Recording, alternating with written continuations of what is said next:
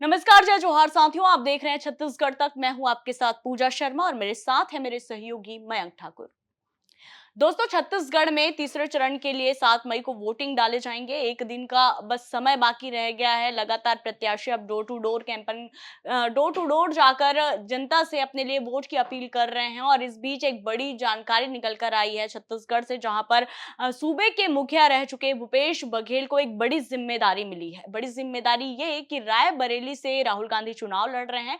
अब रायबरेली का प्रभारी भूपेश बघेल को बनाया गया है। तो ये बड़ी जानकारी और कांग्रेस के लिए एक बहुत बड़ी बात भी इसे कह सकते हैं, क्योंकि भले ही छत्तीसगढ़ में लगातार भूपेश बघेल अपने ही नेताओं के टारगेट में हो, लगातार उनके ऊपर कई गंभीर आरोप लग रहे हो, लेकिन इस बीच कांग्रेस की जो आला कमान है उनका भरोसा अब भी भूपेश बघेल पर बरकरार है। और यही कारण है कि रायबरेली में जहां से राहुल गांधी चुनाव लड़ रहे हैं, वहां की जिम्मेदारी यहां पर भूपेश बघेल को सौंप दी गई है। इसके पहले भी तमाम कई बड़ी जिम्मेदारियां भूपेश बघेल को सौंपी जा चुकी है। बता दें, छत्तीसगढ़ में स्टार प्रचारक की भूमिका निभाते खुद भूपेश बघेल नजर आए। भले ही यहां पर जो स्टार प्रचारकों की लिस्ट थी कांग्रेस की, उतने स्टार प्रचारक छत्तीसगढ़ में सभाएं नहीं कर पाए, लेकिन जैसे ही दूसरे चरण का मतदान संपन्न हुआ, क्योंकि खुद भूपेश बघेल राजनांदगांव से लोकसभा के प्रत्याशी थे, तो अपने क्षेत्र में मतदान होने के बाद उन्होंने बाकी 7 सीटों पर अपने अपने प्रत्याशियों के लिए, माफ कीजिएगा, अपने सभी प्रत्याशियों के लिए कमान संभाल ली और लगातार जिसे कहा जाए सभाओं का एक अंबार लग गया। भूपेश बघेल एक दिन में दुर्ग में उन्होंने 15 सभाएं की। इसी तरह बिलासपुर, जांजगीर चांपा, सभी क्षेत्रों में वह जाकर महिलाओं, किसानों, मजदूरों को साधने की भी उन्होंने पूरी तरह से कोशिश की। और यही बात है जो उनको बाकी नेताओं से अलग बनाता है, क्योंकि भूपेश बघेल हमेशा से ही वन मैन आर्मी की भूमिका निभाते आए। उन्हें फर्क नहीं पड़ता कि कोई उनके लिए स्टार प्रचारक आया या नहीं, वो लगातार अपने लिए और अपने प्रत्याशियों के लिए कमान संभाले हुए मजबूती के साथ छत्तीसगढ़ में देखने को मिले। और उसका फायदा एक उन्हें ये जरूर मिला है कि अब बड़ी जिम्मेदारी उन्हें दे दी गई है। आप कितना कुछ समझ पा रहे हैं मयंक? एक और जहां छत्तीसगढ़ में लगातार भूपेश बघेल पर उनके ही पार्टी के नेता आरोप लगा रहे हैं, चुनाव हारने के बाद, विधानसभा चुनाव हारने के बाद खुद उनके कार्यकाल में मंत्री रहे उनके ही नेताओं ने उनके ऊपर क्या कुछ नहीं आरोप लगा दिया। और अब देखिए, राधिका खेरा ने भी बहुत गंभीर आरोप लगाए हैं, लेकिन इस बीच पार्टी आला कमान का जो भरोसा है वो भूपेश पर बरकरार है। आप कितना कुछ समझ पा रहे हैं? बिल्कुल पूजा, निश्चित तौर पर भूपेश बघेल के लिए पार्टी आला कमान का भरोसा अभी भी बरकरार है और ये चीज हमको अभी लगातार देखने को मिल रही है। इसके पहले भी उनको लगातार पार्टी आला कमान की ओर से जवाबदारी मिली है। हमने देखा है बिहार में भी जब विवाद की स्थिति बन रही थी, भारत जोड़ो न्याय यात्रा का जब प्रभारी बनाया जाता है तो भूपेश बघेल को प्रभारी बनाया जाता है। इसके पहले हिमाचल में चुनाव होता है, तब भी भूपेश बघेल को जवाबदारी मिलती है। और तो कर्नाटक में भी उनको महत्वपूर्ण जिम्मेदारी मिलती नजर आई है।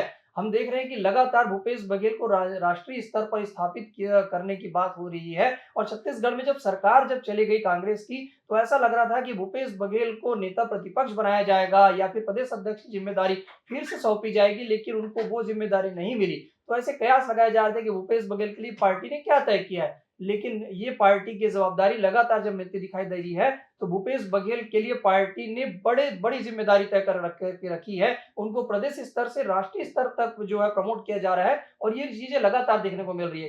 ये चीजें इसलिए क्योंकि भूपेश बघेल में वो खासियत है जो हम लगातार देखते नजर आ रहे हैं। आप भी लगातार बताइए कि भाई भूपेश बघेल फ्रंट फुट पर जो आके लड़ते हैं, लगातार वो अपनी बातों को कहते हैं और जिस तरह से विपक्षियों को धराशायी करते नजर आते हैं, वो निश्चित तौर पर भूपेश बघेल को बाकी नेताओं से अलग करता है। और भूपेश बघेल ने देखा है कि छत्तीसगढ़ में जब 5 साल की सरकार रही है, तो वो छत्तीसगढ़ में भले वो जो है कई तरह की योजनाओं को, अलग अलग योजनाओं को लेकर आए, चाहे किसानों की बात हो, महिलाओं की बात हो, या फिर जो है राम वन गमन पथ जैसी चीजें हैं वो भी उन्होंने करके दिखाई। मां कौशल्या मंदिर का जो जीर्णोद्धार की बात है उसको भी उन्होंने अपने तरीके से सरकार में रहते करके दिखाया। तो ये सारी चीजें हैं जो कांग्रेस पर लगातार आरोप लगते रहे हैं, वो सारी चीजों को भूपेश बघेल ने अपने 5 साल के कार्यकाल में करके दिखाया है कि हम किसानों के साथ भी है, हम राम जी के साथ भी है, राम की जो ननिहाल है वहां पर हम सरकार चला के दिखाया है, राम की जो माँ है कौशल्या उनके लिए भी हम मंदिर बना के दिखाए, छत्तीसगढ़ मॉडल को काम करके दिखाया है। ये बात अलग है कि छत्तीसगढ़ में भले उनके लिए संकट